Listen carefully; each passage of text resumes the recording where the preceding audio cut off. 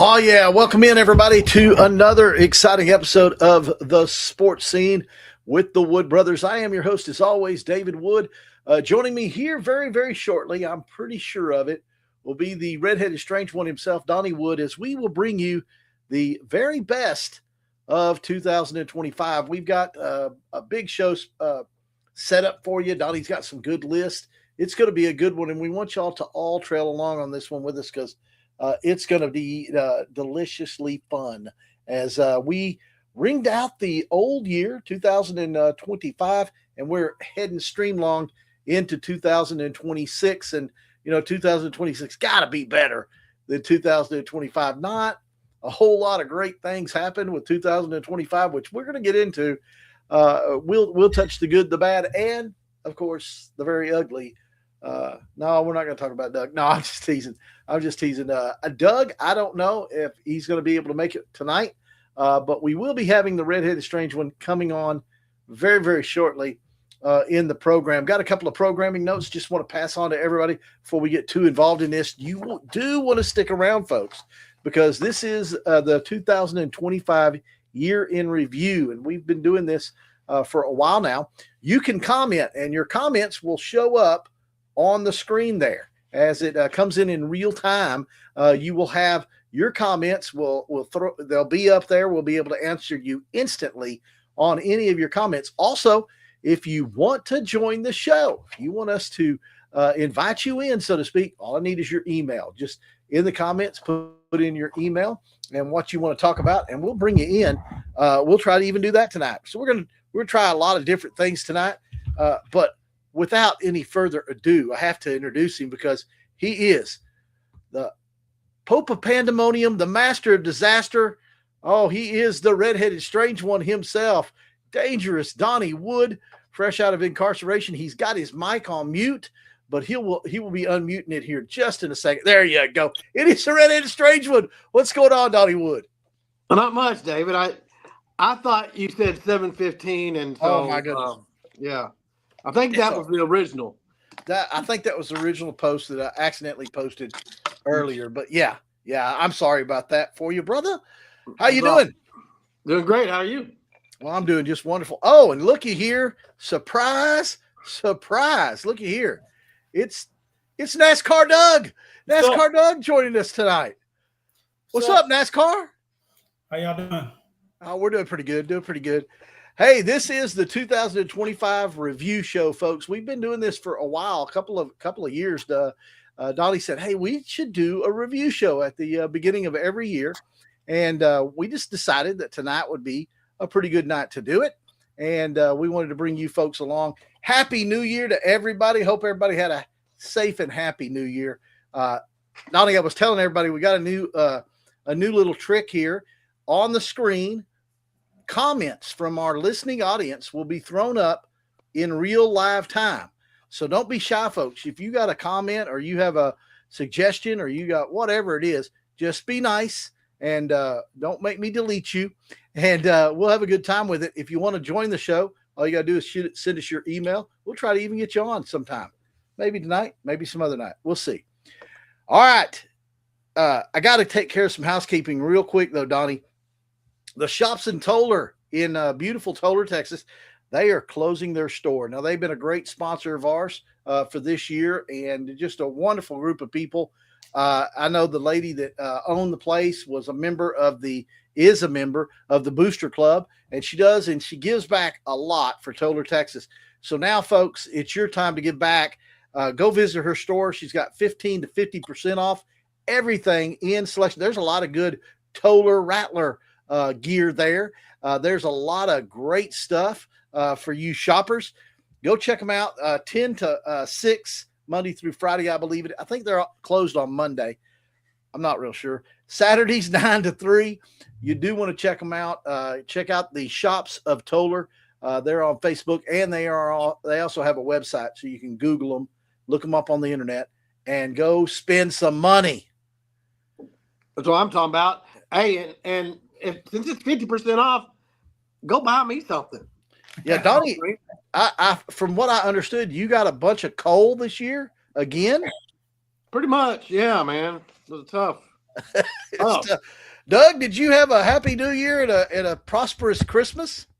Didn't do much for New Year's or Christmas, but yeah, it was good. Ready to get done with 25, get ready for 26. Yeah, that's what I was saying right as I came on. I was telling everybody what a horrible year 2025 was, and we're going to get into it. Let's just jump right into it, Donnie.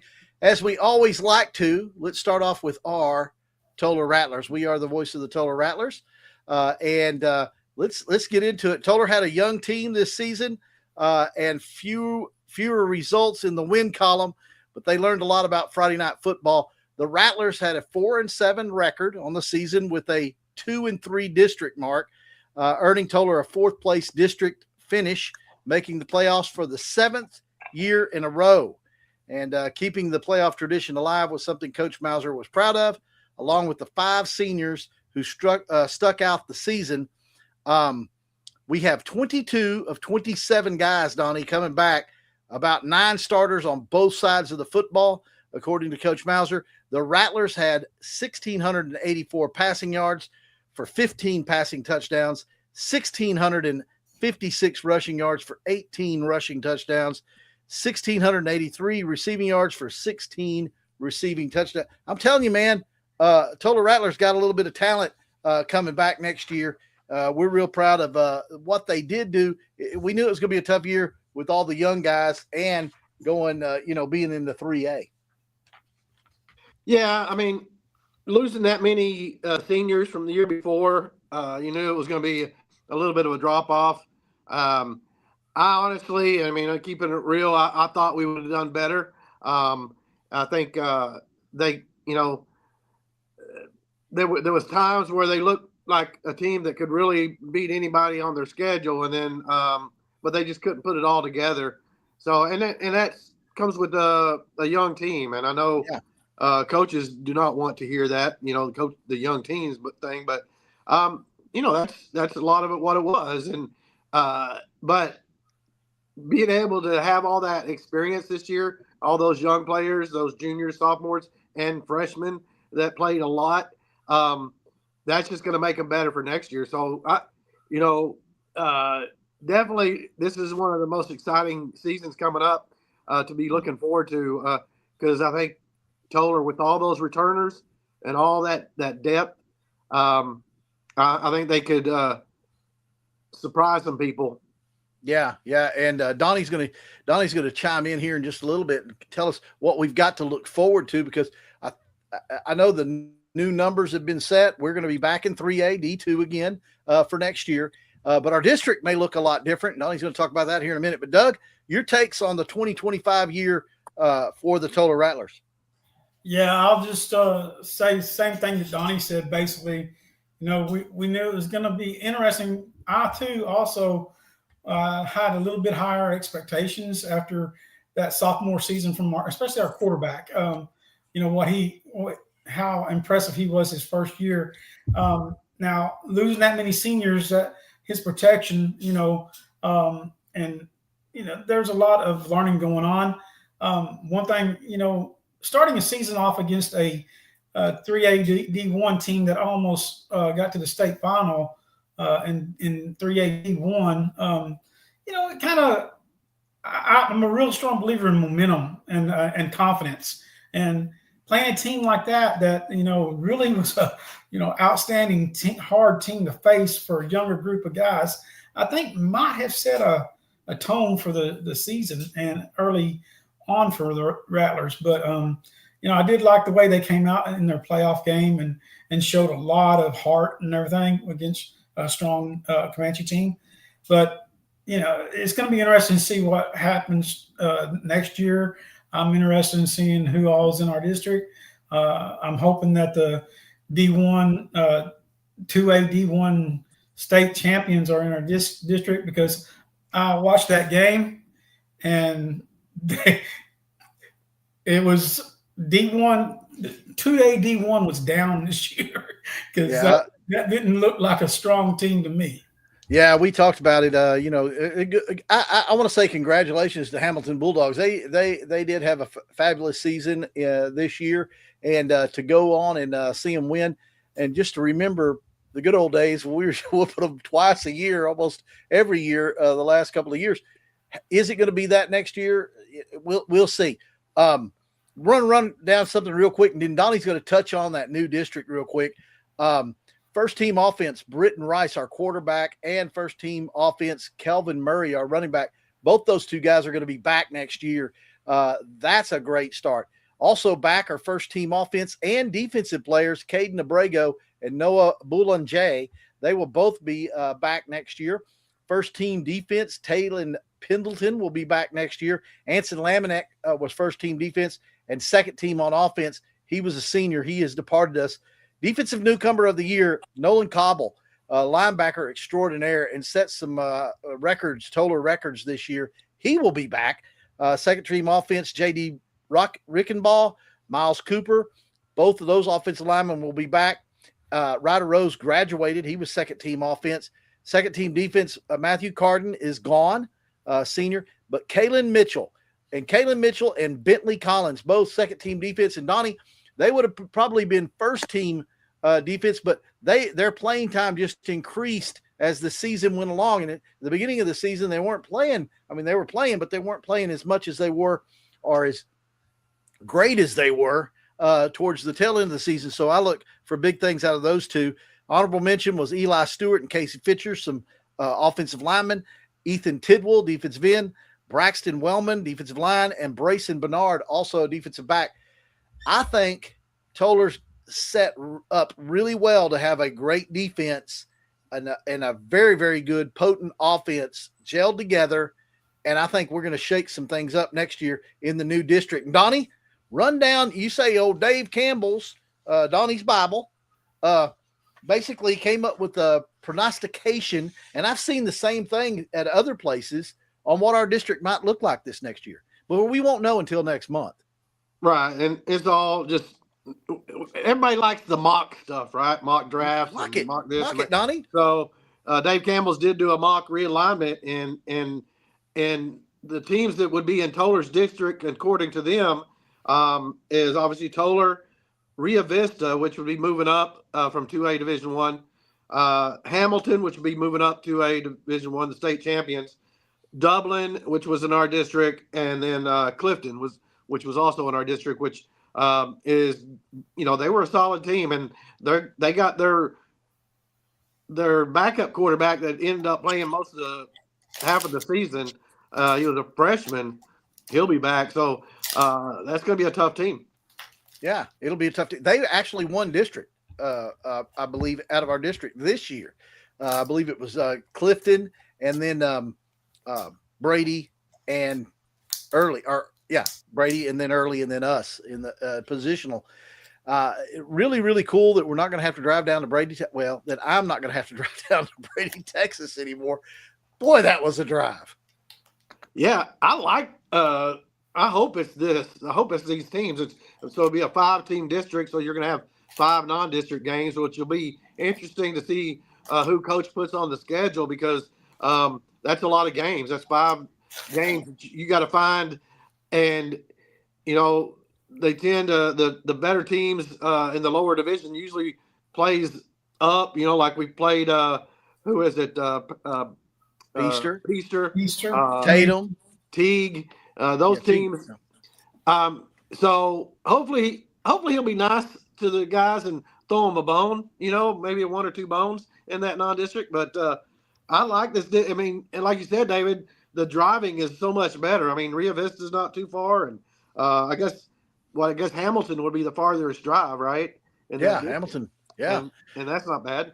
Yeah, and the neat thing is we've had a history with all of those teams that are going in, so that are projected to go in, and hopefully those projections come true. I'm crossing my fingers. I like that district.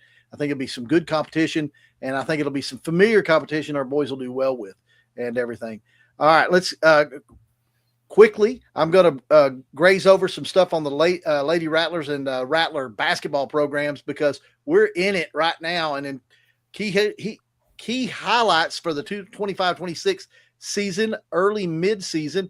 Strong start for the Lady Rattlers. Early January 2026, the team boosted a 14-7 overall record and dominated their district, 3A Region 1, District 8, with a 3-0 record. The girls are doing really good. As a matter of fact, I think they're 4-0 because they played Eastland last night, and I believe they won that game.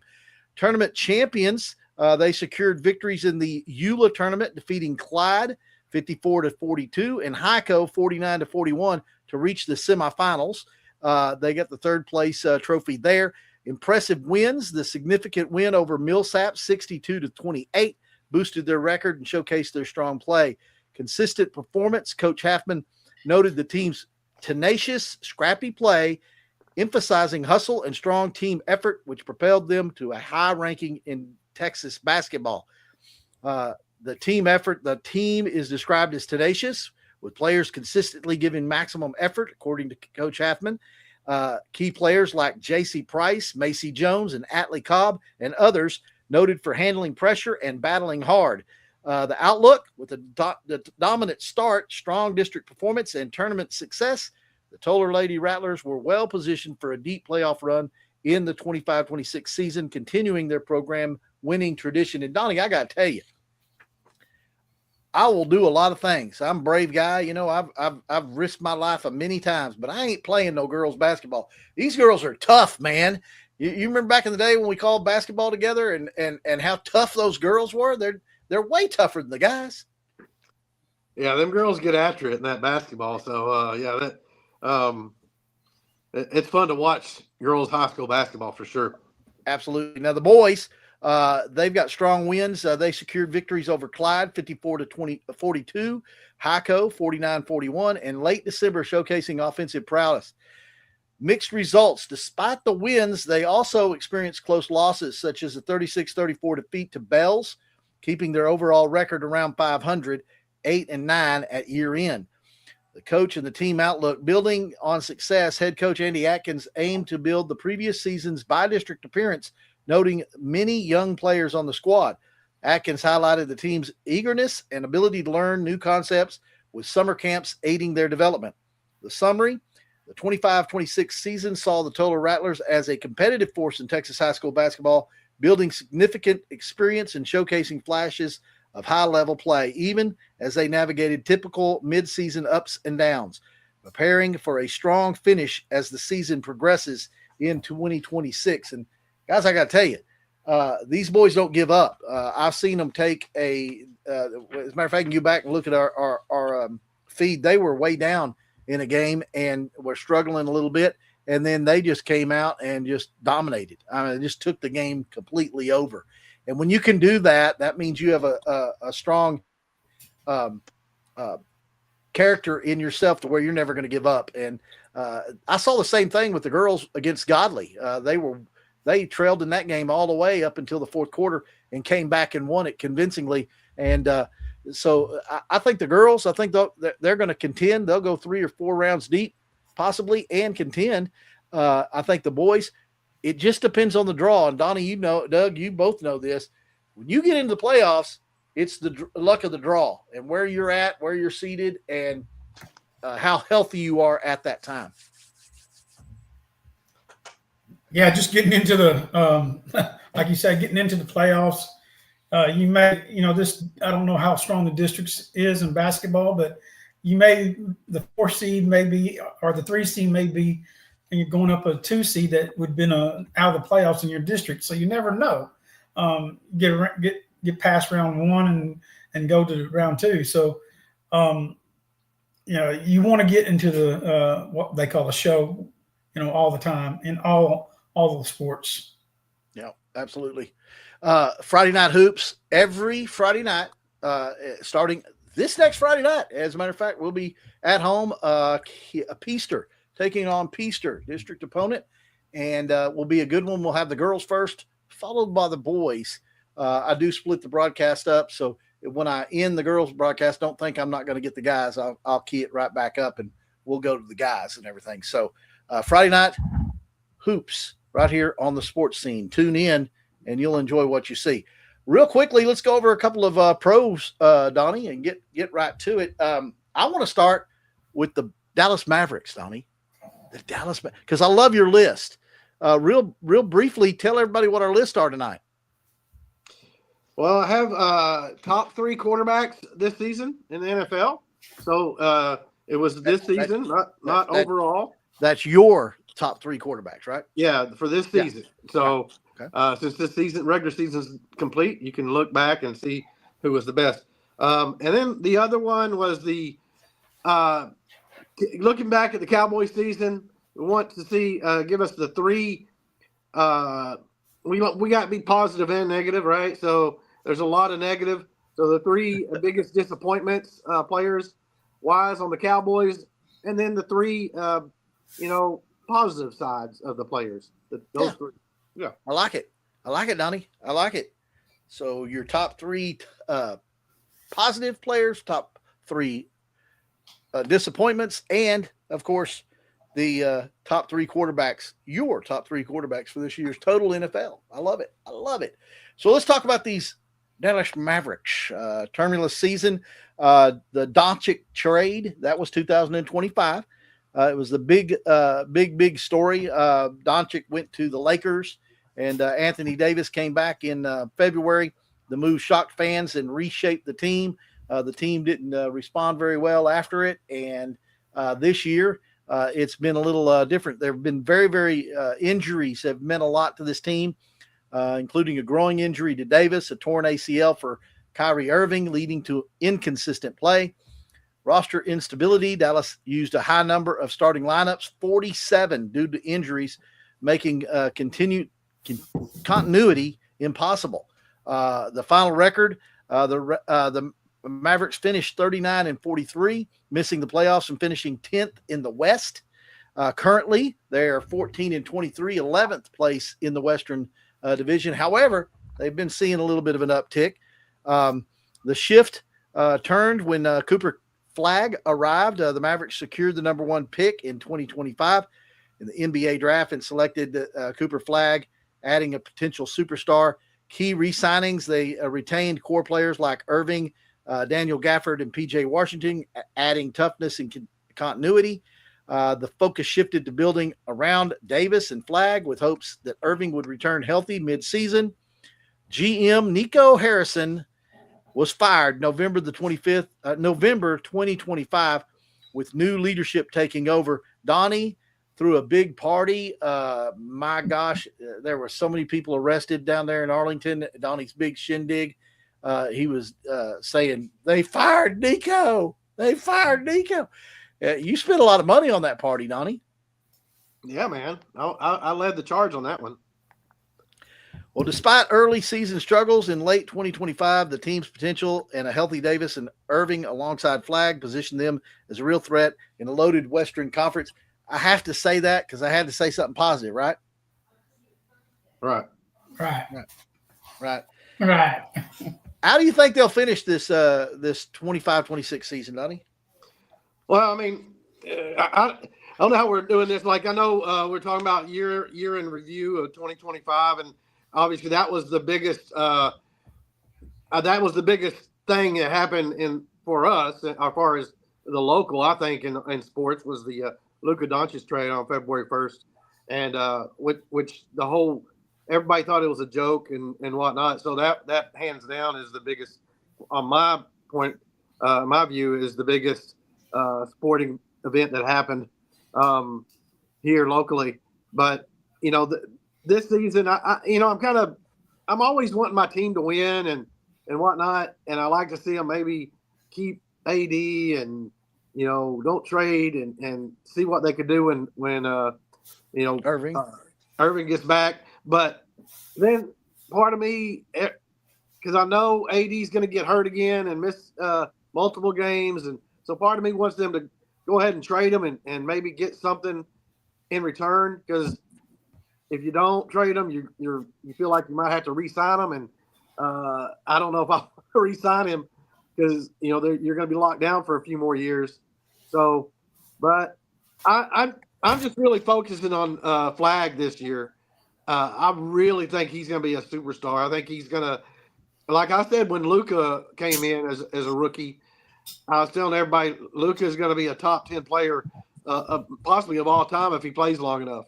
And I think Cooper Flag can be one of those guys if he plays long enough, because he has all the tools. Unlike Luka, he plays really good defense, but he doesn't obviously score as much. He'll never be a scorer like Luka, but he is more overall a better basketball player from offense, defense, and all that stuff.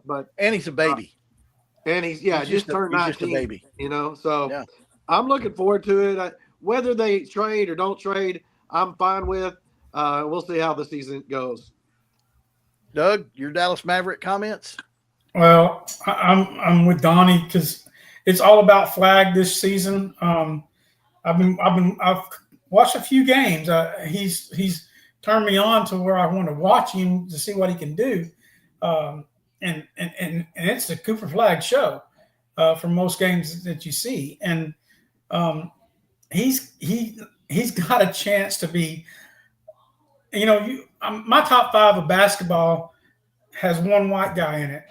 And, this Cooper Flag might be better than Luka in the long run because of the defense, and he's a winner. He wants to win, and he is a little cocky. He's got a lot of the Larry Bird in him, as I see, and I love Larry Bird, because he knew he was good. He knew he could beat you, and I think Cooper has that same mentality. He knows he can take you. He can beat you. He's that good. How many games has Luka missed this season? Does anybody know? He hasn't missed much at all. Oh, really? Stayed healthy. Wow. Yeah, he's been healthy. He came in really, really good shape going into this season. So yeah, they're doing good. They're second in the West. See, this proves it. Dallas women or Texas women are way better looking than LA or California women. That right there. I just said it. It's the truth. Why? He's married. He's married. Huh? So yeah, that blows that theory out of the water. But he's a millionaire, Donnie. You know who Flag reminds me of a little bit is I think he's going to even be better, but Scottie Pippen, because Scottie Pippen, he can score. He didn't have to score as much.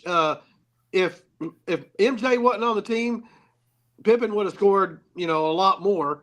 But Pippen played great defense, so he was overall just one of the best basketball players.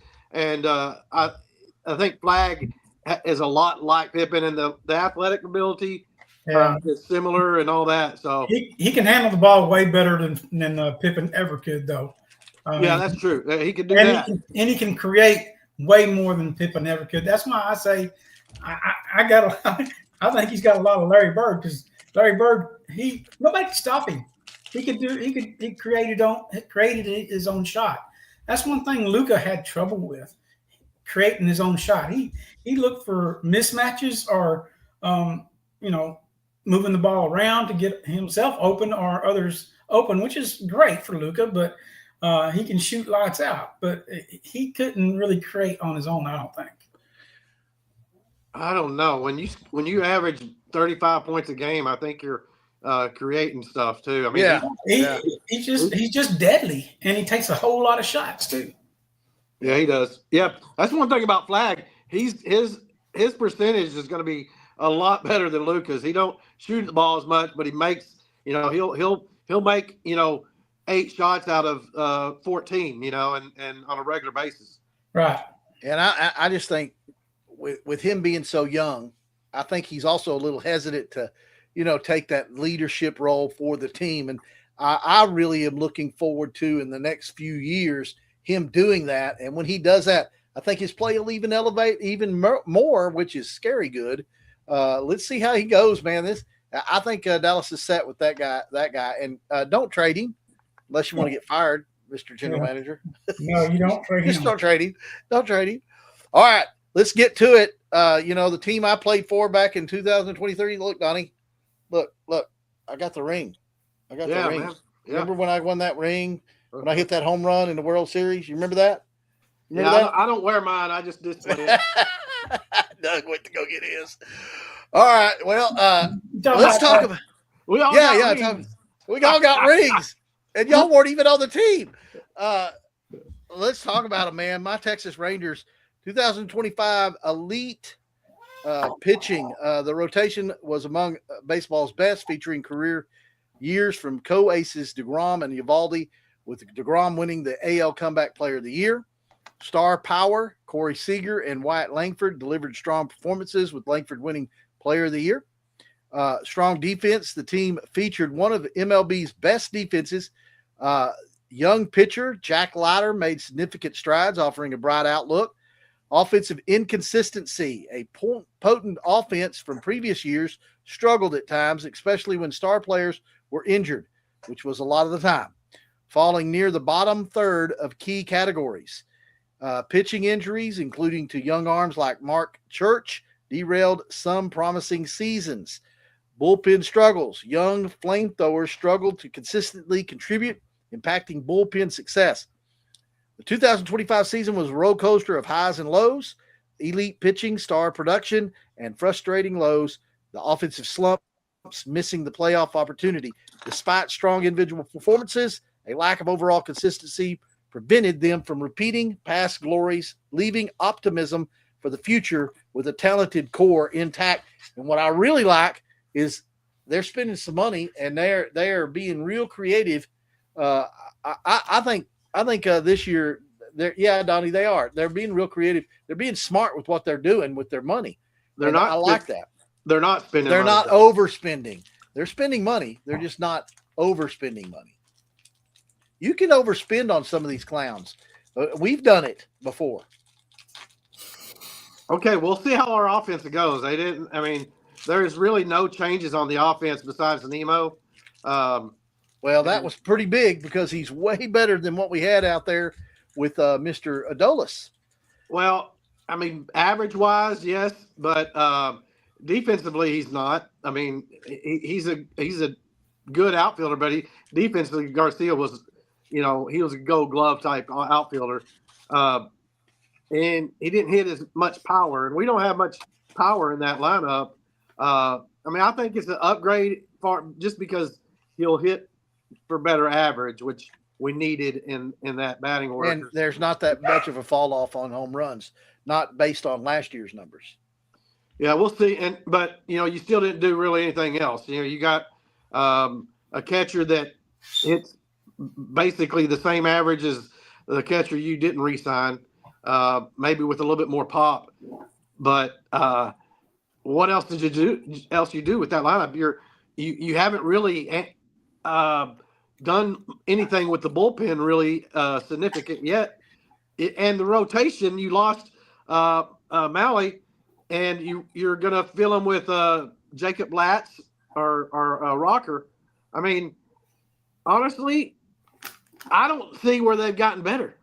I don't. Well, I think they will be better simply because I don't really see them repeating the same in the way of injuries and in offensive slumps. I just don't see them doing that.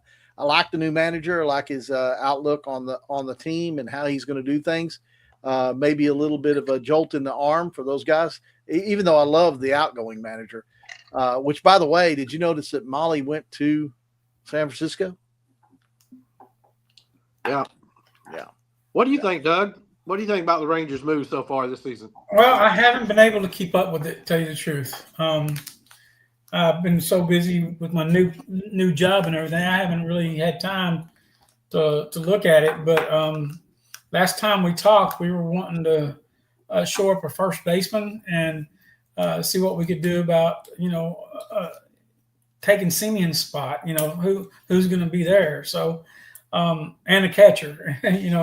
My catcher, who we get, I don't even know. Danny Jensen, he's played for a few teams, but and he's okay, but he's not. I mean, he's probably Has, going to hit. has Langoliers gone with somebody, or I mean, Well, he's not going to the Rangers. All I know that. No, he's wanting too much money. It's man, as I would pay that dude to come play at my ballpark because he loves hitting here. He's Yeah, like he's like Ohtani when he plays here. I mean, he does love hit. He does love hitting in our park. So that's one. I mean, really, I think you got the same first baseman. You got Josh Smith at second, the same shortstop, same third baseman. Your left and center fielder is going to be the same with Carter and Langford. You got Nemo and right. You're going to have Peterson at your DH again. So they're going to have good pitching again, and they're going to have guys that had a letdown year, like a Josh Young, like a Evan Carter, and Josh Smith is going to have a full season instead of good at the first and then just do really nothing the second half of the season. You're going to have to get something out of Peterson. He's going to and all this could happen, but you're really crossing your fingers on all that to kind of gel to have you a chance. But with the starting pitching, you're going to have a chance to stay in games. I'm just worried about the bullpen because they really haven't done a whole lot in that area yet, and that concerns me. Dang, Donnie. I was going to get some tickets too. Yeah, I'm sorry, man. I'm being a realist. Debbie Downer over there. I'm a realist after this past season, Now I do agree with you, David. I do like this new coach. Maybe because he did really good with I think what was it, the Miami Marlins, which are usually a really bad team, and he had that. Name me four of their players. Yeah. So Donnie, I want to ask you those two young guys that came up at the end, near the end of the season. One of them was a second baseman. And will he be? He's a right-handed bat. Do you think he'll be platooning with Smith at second whenever we face a left-handed pitcher? I think so. I think that's Cody Freeman. I like the way he played. I do too. And I think he's definitely going to have a spot. He'll probably be one of your utility guys because he can also play outfield. I think you're going to have Duran. That's one player that I still think there might be something there. Yeah, and I think he could be a really solid utility guy. Like that year we won it all when Seager went down all those games. He came in and was playing outstanding. And last year was kind of a disappointment. He had some power for us. He was carrying some games with his bat, which I like that season. So he has two years in a row though not really shown anything offensively. So I just hope that in spring training they don't wear these guys down so much and that we get a good start, because that's going to be key to this squad is getting a good start early in baseball. But I'm excited about it coming. And while we're on the subject of baseball, your Total Rattlers are starting up practice. And they're getting ready, and we'll have baseball coverage on the sports scene right after basketball season ends, whenever that may be, hopefully after the playoffs. So playoffs. Awesome. Yeah. All right. The Dallas Cowboys record 7-9-1. They missed the playoffs for the second consecutive season. First year under Brian Schottenheimer, who impressed offensively but faced defensive challenges. Offense was very strong with Dak Prescott exceeding 4,000 yards and George Pickens becoming a top skill player, but ultimately not enough to carry the team. A major weakness was the defense, ranking near the bottom of the league in several metrics, allowing over 500 points. Dak Prescott continued to be a strong individual performance on yards and touchdowns, despite all the struggles on injuries on the offensive line, switching people around. Pickens, a successful trade acquisition, became the best offensive skill player with the franchise tag expected to be put on him to keep him in Dallas. Micah Parsons and Trayvon Diggs were traded away in deals, significantly impacting the defense. Actually, that's not true. Trayvon was just outright cut. Jadeveon Clowney was a positive midseason signing, finishing strong and boosting the pass rush. Donovan you're going to have to help me on this one. Ezaraku was a bright spot on the defensive end room, but their defensive tackles was what shined a little bit. The only really thing that shined on the Dallas Cowboy defense, with Quillen Williams leading that charge, and of course Clark, who's procured in the Parsons trade. Did get a couple of number ones. That's going to help. We used one of them on Quillen, which is next year's one that we got from Green Bay. Matt Eberflus was horrible, and he is gone. He is already fired and gone. We have the round 1, 12th round pick, and we have somewhere between 19 and 21, depending on where Green Bay finishes. Green Bay's going to lose their first playoff game, so I'm thinking we're going to be closer to that 19-20 pick range. We could trade down with one of those picks and get more because we just don't have enough picks to fix this defense. They're going to have to do something in free agency. I want to keep the first picks in the first round. I want to keep those. Whatever you can do to keep them, but do something in free agency. I mean, that's where the talent is in the first 2 rounds. If you can get move some of your later rounds and pick up another or a second round, because I don't think you have a second rounder right now. But no, you don't. And you know what kills me is they've been talking about trading down, and I'm like, no. You need picks and get the best players available. Ruben Bain Jr., he's an edge from Miami, and C.J. Allen, a linebacker from Georgia. Those are just 2 people that have been mentioned. And, of course, that Texas Tech defensive end, he was also mentioned as, people of interest for the Cowboys. I don't care who they get. They just need premier talent defensively with those first 2 picks. Donnie? Yeah, so the Cowboys, just like all my teams this year, the Mavericks disappointed, the Rangers disappointed, my Longhorns disappointed, and the Cowboys were one of the biggest disappointments. And TCU did beat USC, though, Donnie. I'll just let you know that. Good job. They played in a Potato Bowl or something. Whatever. So, and who did Texas lose to? We beat Michigan. Thank you, sir. Oh, we beat Michigan. Oh, okay. Yeah.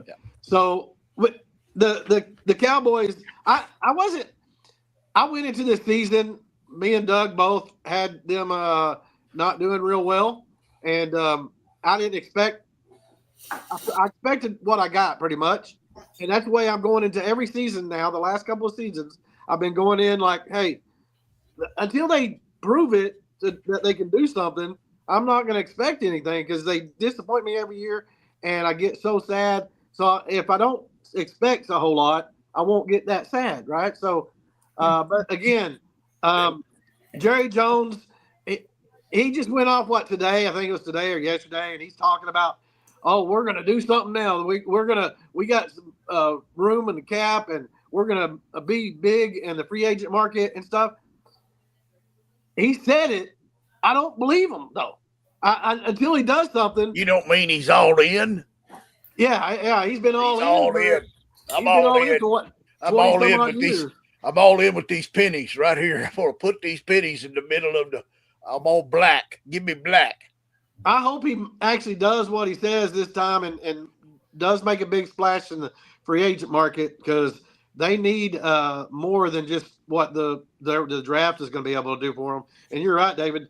I probably go every pick in the draft defensively, because that defense was the worst defense I've ever watched in NFL. I mean, there's maybe 2, maybe 3 players I'd keep from that defense. Everybody else, I'm like, see ya, man, because you can replace them, from the USFL. Doug, you got your hand up? I got 4 players I'd keep on the defense. Okay. Our two defensive tackles, Overshown and Clowney. And the other, so that 5. I'd keep the other outside linebacker as a rucker. Yeah. I mean, not outside, but the defensive end. What's his name? Ezaraku, yeah. Yeah, I would keep him, but not as a starter. He's not good enough to be. But if you get 4 solid defensive stud players, 2 from the draft, 2 from free agency, plug them into this defense. It's going to make the other 3 that shouldn't be on the field better. Yeah, Because I would keep. I would keep. I know they're going to keep Quillen Williams. I know they are. He wants to be here, and they'll keep him.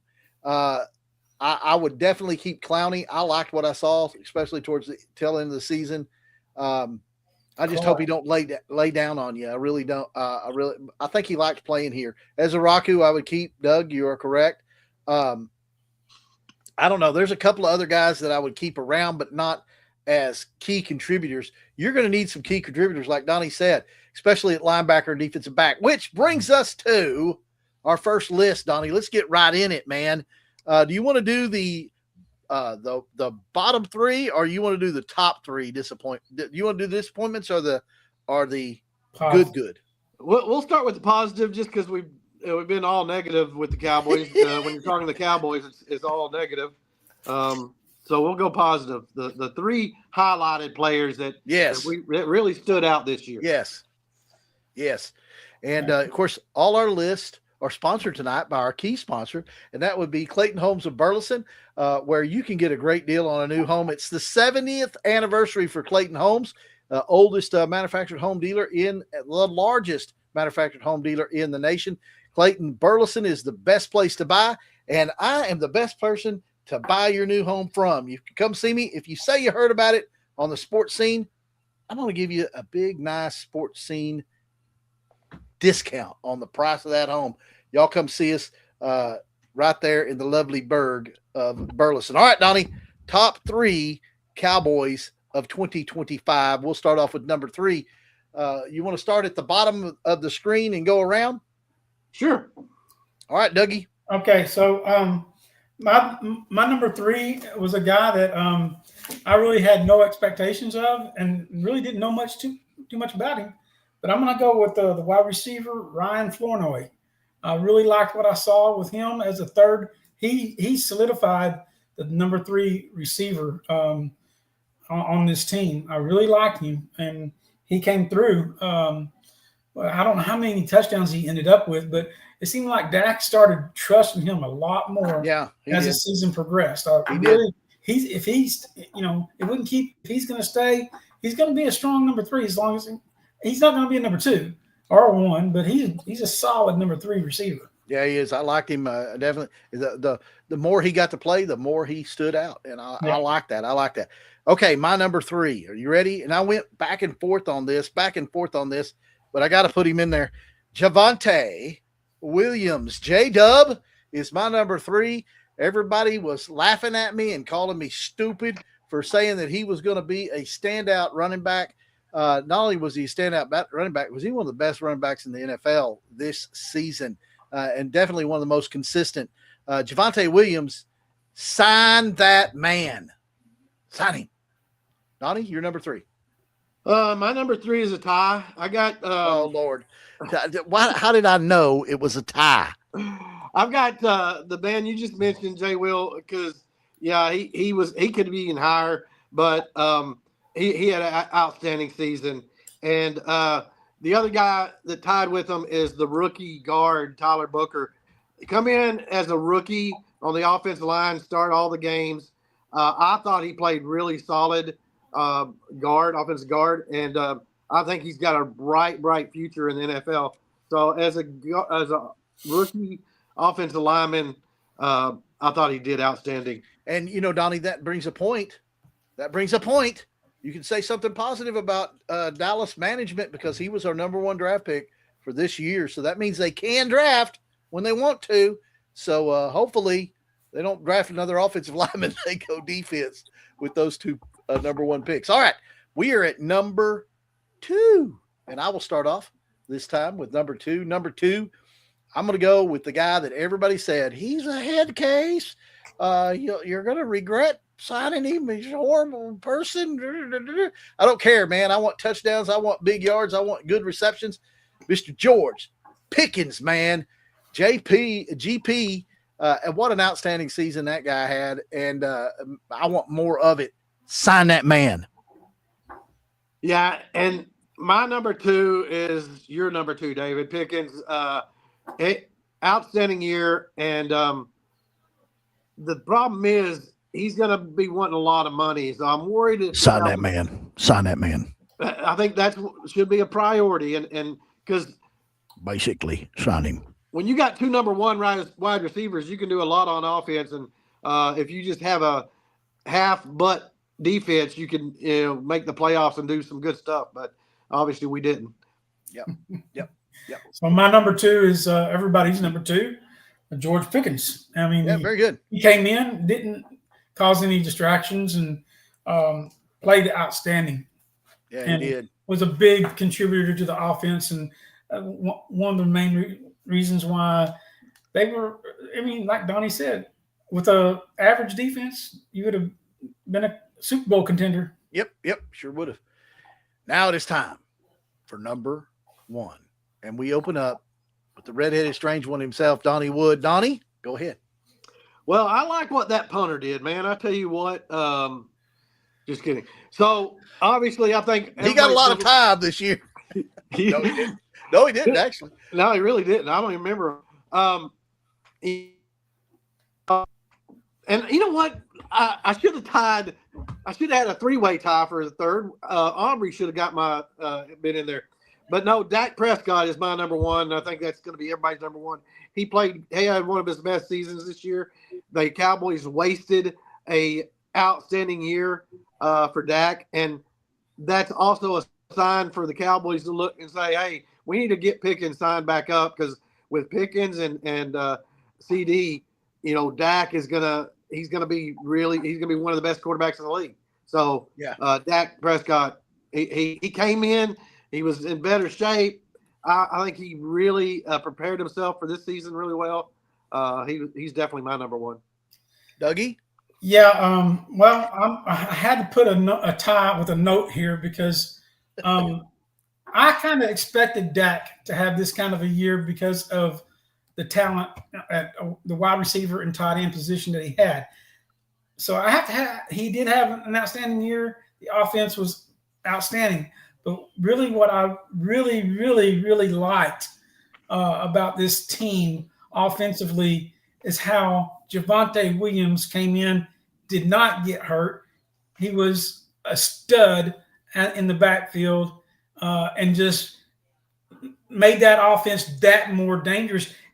Having a running game helped Dak so much and the offense overall. You could throw the ball, you could run the ball. It reminded me of the, Aikman, Smith, and Irvin and Harper era. So I had to put Javonte Williams on there as a 1A, but Dak did have one of his best years ever.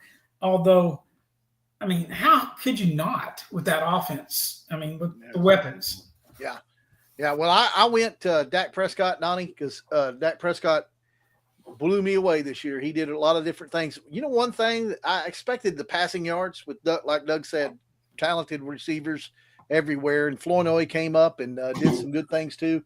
But man, did you see him run the football this year? He actually ran the football, absent from, years prior after the big leg injury that he had.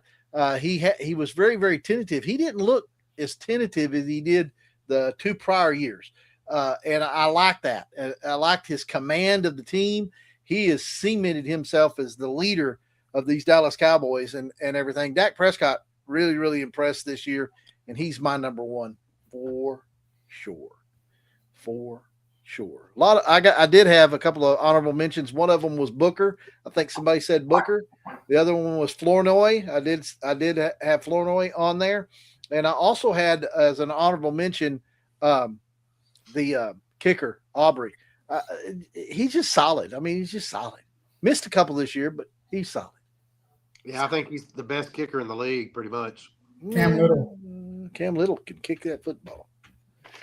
All right, now let's get to it. Back to Debbie Downer, and we'll start with Doug on this one. We're going to go bottom. Okay. You know what? Let's start with me. I'll start off. We'll go the other way. I'm going to go bottom 3. My bottom third one is Malik Hooker. Very, very disappointed in Malik Hooker. he's a veteran, guys, and he has had solid years recently. And this year, man, putrid. I also want to supplement that by saying none of the defensive backs played worth a flip.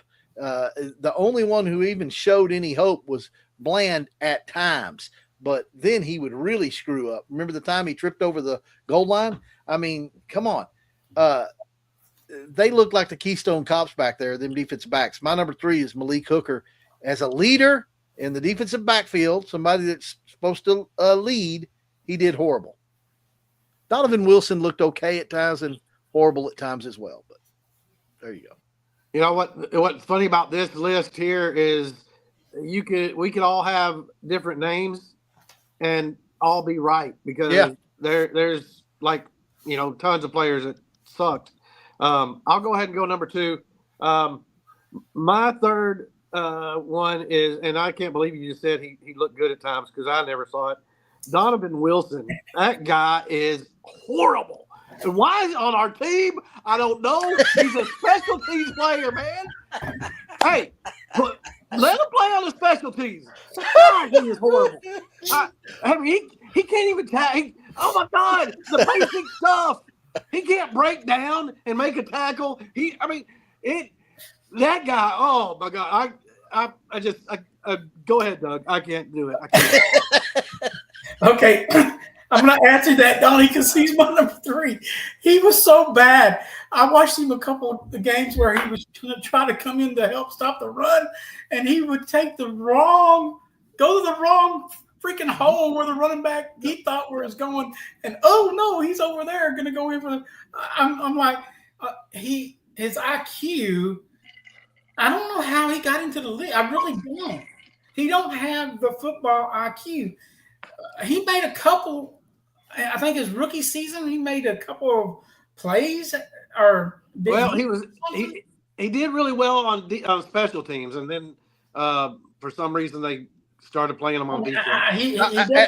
And I will say this: he don't have the football IQ to be right. He don't. And secondary, but most of our secondary doesn't also. So right. But and he was bad. It was hard to watch. Well, that solidifies my number 3, Donnie, because I said Hooker as the veteran and as the leader of that defensive backfield back there at the safety position should have made Wilson a better player, and he didn't do it. And he didn't do it at all. And but you can't go wrong, like you said, on this list. You just can't. All right, number 2. Hey, you can have the best player back there beside him in the world. It's like putting Abraham Lincoln. All right, look, listen to me. It'd be like taking Abraham Lincoln, probably one of our best presidents ever, and saying, okay, teach Joe Biden how to be president. It ain't going to happen. It's not going to work. He's going to still suck. No, he says Donovan Wilson is Joe Biden. Yeah. I love it. Okay, number 2. Let's get to it before we get shot. Number 2, and I'm going first. Kenneth? No, Donnie's. I'll go. Number 2 for me. This was a big disappointment on my end because I really wanted this guy to be what I thought he can be. Still, I'm hoping for it. Jaden Blue. I really think I was so disappointed that he either didn't know what he was doing out there, so they couldn't. He's still on the team, or what? But as far as a rookie goes, I expected a lot more from him. Hey, David, it's your turn. David, help correct Doug's number 2 because that's a bad number 2. Yeah, that is a bad number 2. Nobody expected crap out of that turd ball. I mean, he didn't even make the team. He's a practice squatter. The guy was horrible. He's the number 2 running back. Horrible. And share time with Javonte and possibly take over for Javonte. Let me tell you, our white running back was better than him. Come on now. Not at the beginning.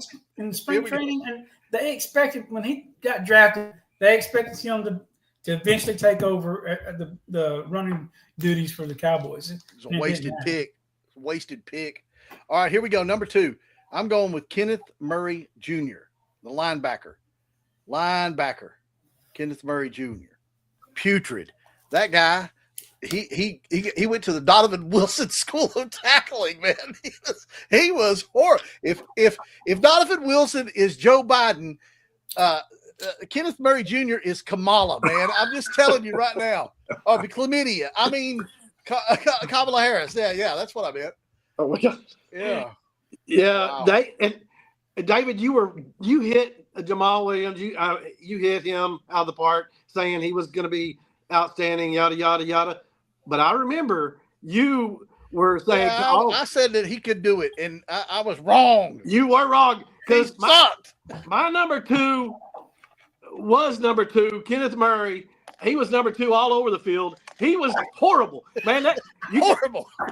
Hey, you're right, David. He did watch Donovan Wilson tackling skills. You watch film on this guy. He's taking play. He's just going on. He looks like he's lost. He don't know where to go. And go over here. Yeah. I've seen people run right by me. Was I supposed to tackle him? Man, he was horrible. He ran into blockers. That's how bad he was. Okay. All right. Woo. Oh my God, Donnie. That's some good stuff right there. All right. We're at number 1. We're at number 1. And how in the world did those 2 guys I just mentioned not be number 1? And what's funny is, we're very similar. Very similar. Defensive backs were horrible. And I mean horrible. And I'm going to go with the number 1 first right here. Here we go. Ready? Trayvon Diggs. Piece of trash. And you know what? The Cowboys, I'm standing ovation here. They just cut him loose and told him, get the heck out of here.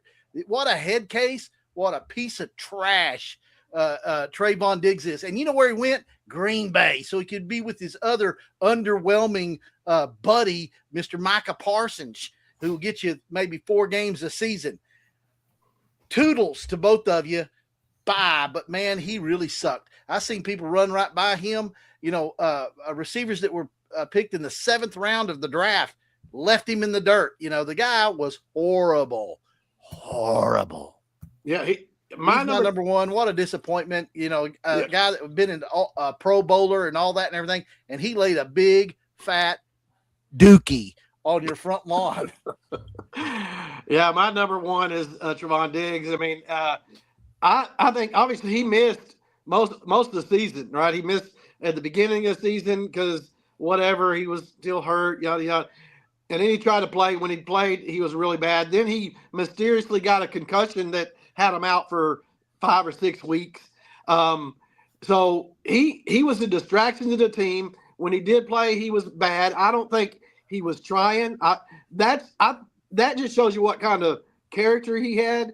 He was not there for the Cowboys. And it might have been because they traded Micah and he just checked out. And don't give Cowboys too much credit, David, for cutting them because they waited to the last game of the season to cut them. I mean, what big deal? Well, you know what? You know what, Donnie? I want to apologize to somebody. I want to apologize right now because in my heart of hearts, I don't feel very Christian for doing this. But I sold a lot of my sports memorabilia a couple of weeks ago, and one of them was an autographed Trayvon Diggs jersey. I actually charged a human being money for that piece of crap's jersey. Wow. Yeah, I feel really, really bad. I feel almost as bad knowing that I paid money for that piece of crap's jersey. Yeah, I bet you lost money on it.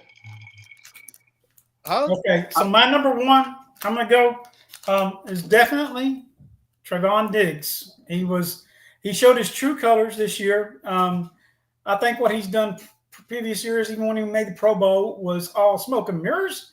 Didn't have that much confidence in him as a shutdown corner. Never did like the guy. Thought he was overrated. I'm glad he's gone. And so, but 1A to Trayvon Diggs because he was a given for everybody's number 1. The entire secondary and linebacker core. Minus Overshown. No, Overshown disappointed me too because I thought, I bought into all the hype. He's well. Oh, he's doing good. Oh, he's going to be good. And he showed at times that he is the athlete but I think this injury's done him in. I don't really feel confident that he'll be back at full strength ever. in his career and everything. And I don't think we need to count on him too much. And Jerry, don't give him no money like you do a lot of those injured players that have not proved themselves back yet. Wait. I think you're wrong on Overshown. My jury's still out. I'm not saying he's done. I'm just saying be careful. Be very careful. And I don't think you can really grade him this year because he came back really late in the season, and he's coming off a really bad injury, so he still had to get in football game shape, and by the time that happens, the season's over with. So I think next year we'll look at him and then really be able to see if he's a guy that you want to keep, because that first year, his rookie year, he was just dynamite, and I think that's still there, and it can come back. You know what? I hate to say it because, I'm not a big Micah Parsons fan, but when he was on the field with Micah Overshown, he shined. He took a lot of the spotlight away from Micah, and that's because I believe you give people good athletes and players around good players and athletes, they're all going to be better. And you get a good defense. So I want to see what happens whenever we get some other studs to help a good athlete like Overshown. Yeah, we talked about what he can do. Yeah, we talked about earlier the importance of getting some good free agents in here and whatnot, but also in addition to that, we got to get us a good DC. We got to get us a good defensive coordinator, and we got what was that, Doug? Do it again. He's eating on there. Eating the Skittles again. I just had to have a heart pill, man. I about lost it a while ago. Woo. Okay. So we got another list. Oh, yeah, we do. Before we do the other list, though, can we just quickly do this just real quick? The way too early predictions for the Super Bowl.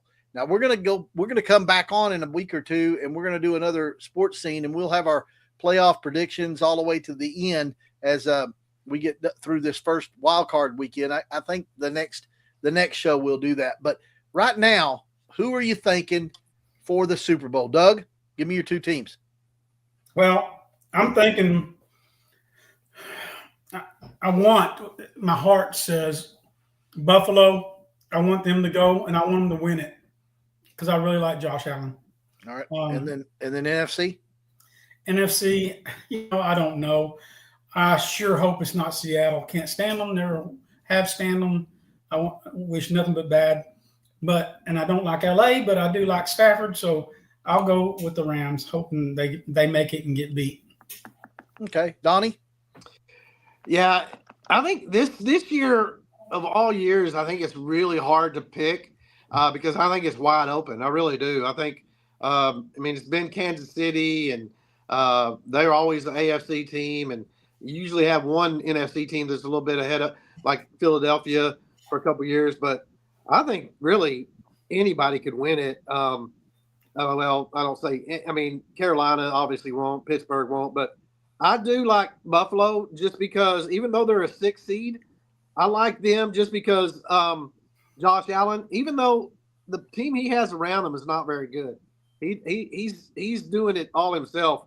Now, New England intrigues me, but I'm hoping it's Buffalo. I want to see them do it finally. And I'm going to go like Doug said. I think the Rams, even though they're a 5 seed, they're going to have to go be on the road and win a couple of games to get there. So I just don't like Seattle. Seattle's the 1 seed. I don't believe in Sam Darnold. Chicago, I don't think they're there yet. They're the 2 seed. And Philadelphia, they've been smoke and mirrors on offense. So they got a great defense, but how far can that take you? I don't know. Yeah, I have different teams for you guys. You ready? My way too early prediction is the Houston Texans and the Seattle Seahawks. And I will tell you, defense wins championships, boys. When we go to this next list, which is the top 3 quarterbacks for this year, I'm going to tell you, I don't think any of these boys will be in the Super Bowl this year. 2 of them could be, but I don't think any of them will be in the Super Bowl this year, which goes to prove the best quarterback doesn't always win the Super Bowl. No, sure don't. So let's do it. All right, so the top 3 quarterbacks this season, season's complete, and your top 3, according to yourself.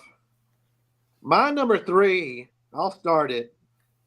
I'm going to say Josh Allen. He didn't have his best year, but again, he look at what he's got to play with. He don't have much help.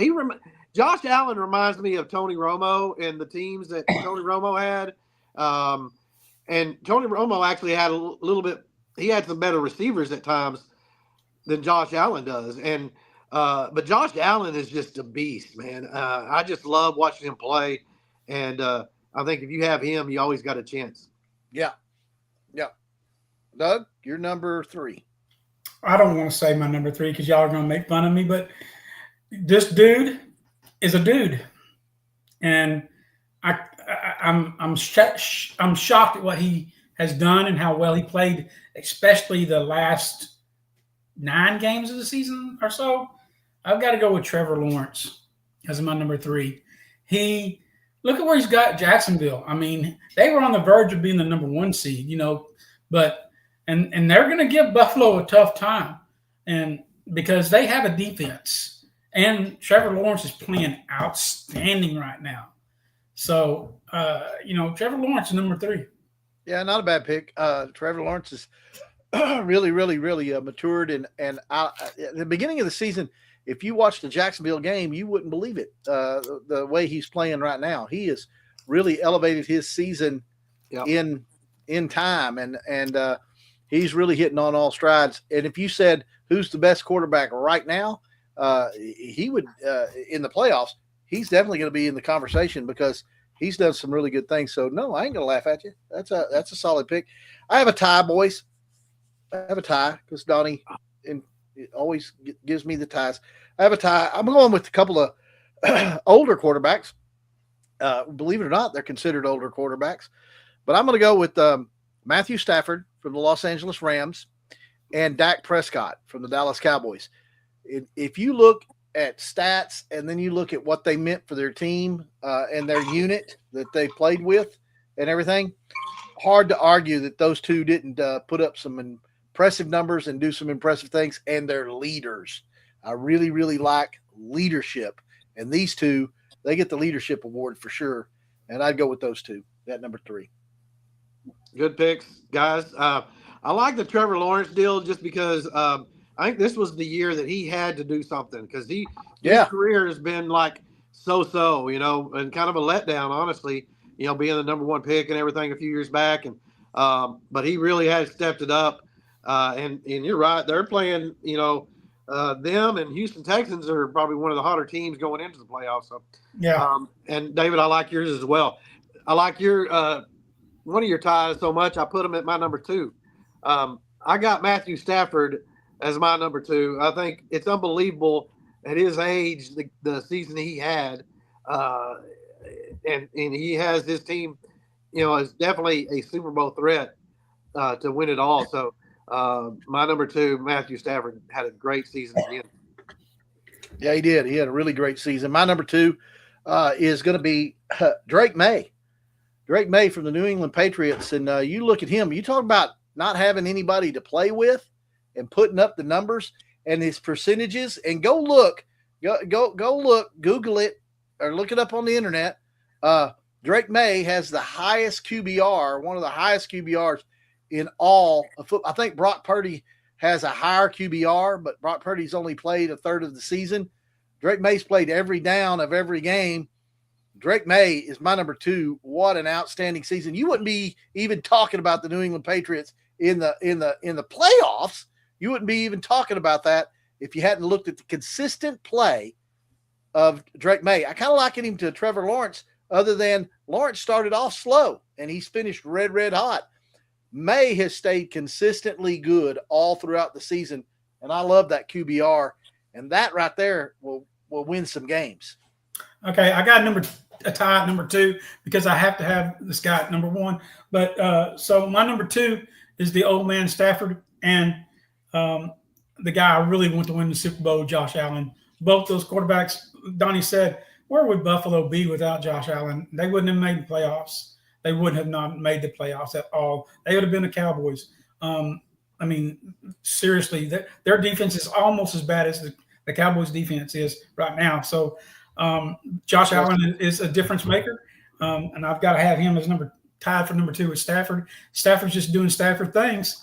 You know, he's a great passer. He's a great general. You know, so he is. Yeah. So I'll go first with my number 1 because I think Donnie and my number 1 might be the same. I got to give hats off to him, but I have a little asterisk because I think he has the best NFL coach on his side. Drake May is my number 1 quarterback this season for what he's done with that team. Come out of really nowhere. I mean, they weren't expected to do what they did.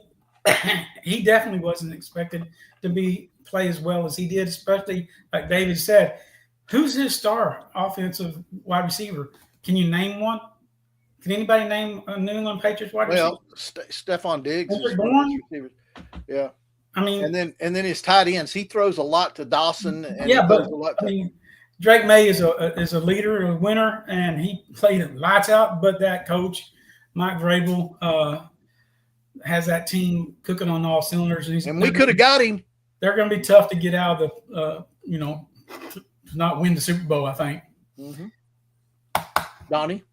Me next. My number 1 is the same as Doug's, Drake May. I think I saw it last year when he played his rookie year that I saw that this guy's I think he's got it.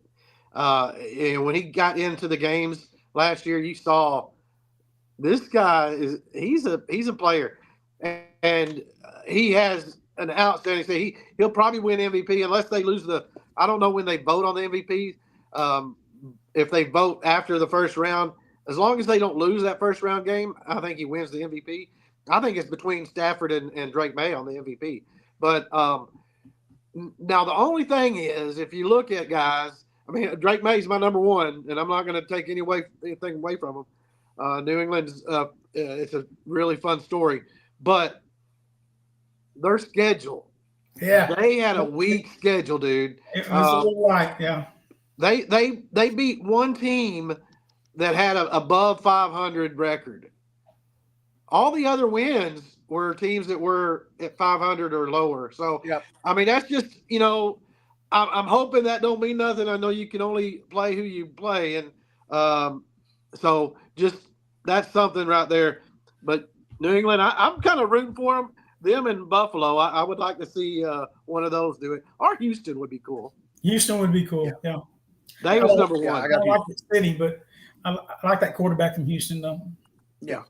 All right. You ready for my number 1? Yeah. My number one is Josh Allen. And been there, done it. Solid guy. Like you said, Donnie. What's he playing with? And he even lost a lot of his defensive players. Yep. So I have seen him single-handedly go into a game and win the game for them. And I went, how'd they win that game? I mean, Josh Allen, he's only got one weapon with him, and that's Cook on the the running back, James Cook.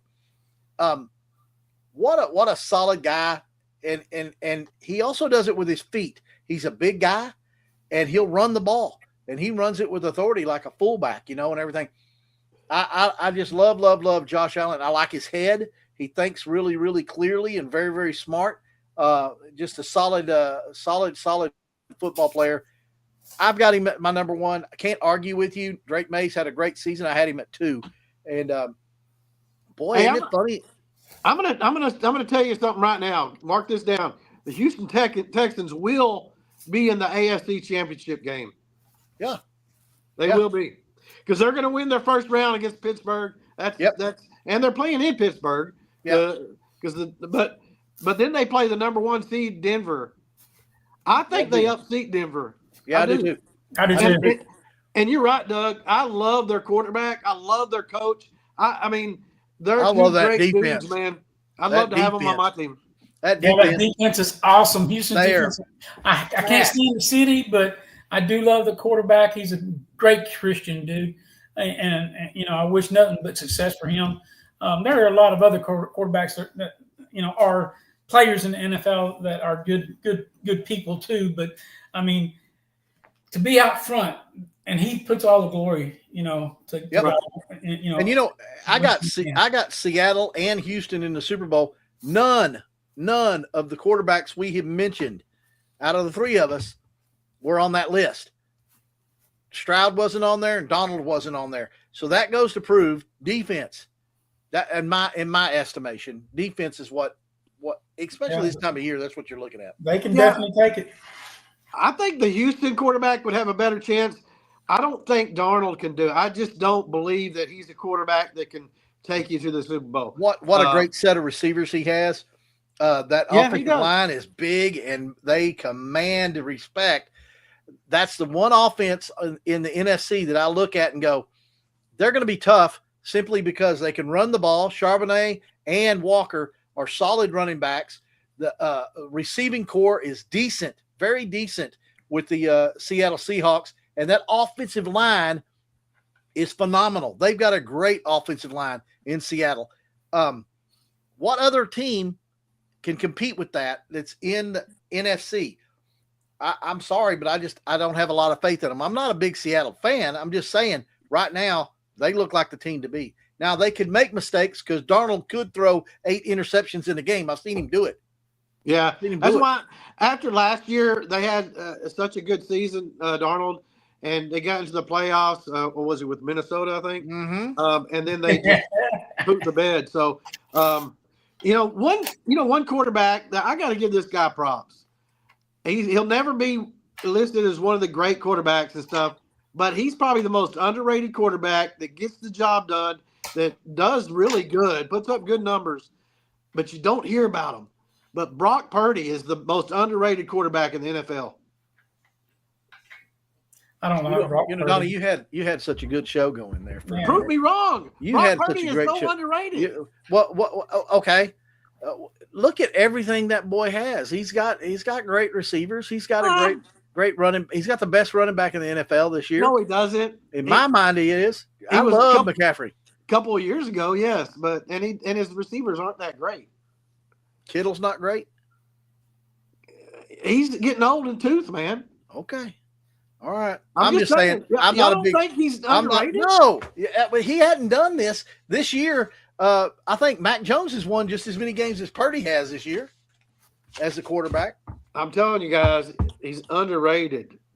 Brock Purdy, is underrated as a quarterback, but he's not a top echelon quarterback.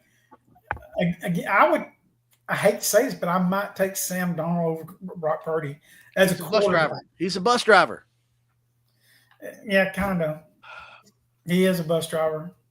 Man, I will say this though, Donnie, you are right. Purdy is better than Darnold. If Purdy was on that Seattle team, it wouldn't even be a question. They would be. I mean, you wouldn't question it. They're going to be in the Super Bowl. Well, he's better than the team they're going to be playing as quarterback. David's favorite team, the Philadelphia Eagles, with Hurts. Why don't you shut your mouth? Yeah. I was proven right this season that Hurts and Lamar Jackson are phonies. They're phonies, fellas. And yeah. So San Francisco's got to play Philadelphia. Now Philadelphia's got to play San Francisco first round. Yeah, San Francisco's playing in Philadelphia in the first round. That's great, man, because one of those two teams are going to lose and be done. Yeah, it'll be Philadelphia. It'll be Philadelphia. I got San Francisco winning that game. Only way the Eagles win is their defense, and they win 10-7 or something. But because the Eagles can't score, man. I don't care who wins. I really don't. I want them both to lose. Okay. Well, fellas, hey, you know what? Hey, first before we did the year in review thing, and I meant to mention some of the local. We mentioned one of them, the local high school team that won state again. Stephenville Yellow Jackets won 4A Division I state championship. The Hamilton Bulldogs winning, and kudos to the Wall Hawks. Winning 3A Division II. That's in our division. What a great game in the semis that they took down the mighty Gunter team. And I don't know if y'all watched the Stephenville against Salina in the semis. That was another great game in the semis. Salina, big favorite, and Stephenville had that walk-off 40-something yard field goal. Yeah, field goal. Yeah, that was pretty awesome. Yeah, that was awesome. It was a great. 25 had its moments, but I am so ready for 2026, fellas. I think it's going to be a banner year. The Total Rattlers get back on their winning ways. I think the Dallas Cowboys will get back on their winning ways. The Rangers are going to get up back on their winning ways. And we can always pray that Cooper Flagg never gets injured.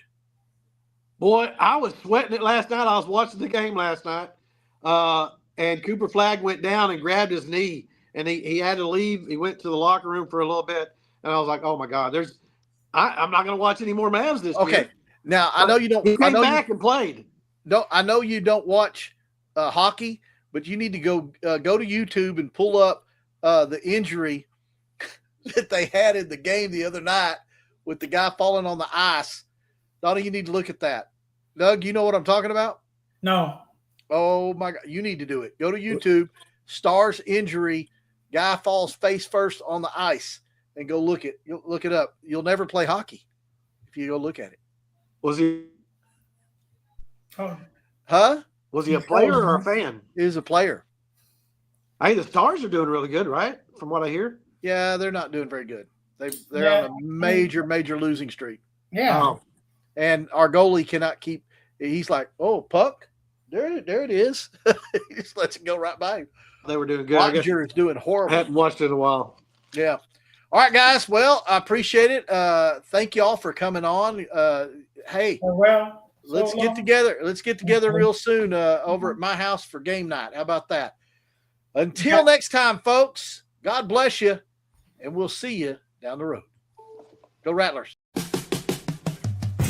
Clayton Homes of Burleson is committed to helping you and your family find the manufactured home of your dreams. Come tour our fully furnished display models to see available features and floor plans. Have you dreamed of owning a home that you can customize to fit your style? Our friendly team members are experts in showing you our homes that fit your needs and your budget. We are proud to be able to offer new, energy, smart zero homes that can save you even more money in the high-quality Clayton-built home. Stop by our home center to start your home buying journey today. Conveniently located at 3275 South Burleson Boulevard, that is I-35 West at exit 30, or visit our website at ClaytonHomesBurleson.com. Clayton Homes of Burleson, proud Rattler supporter.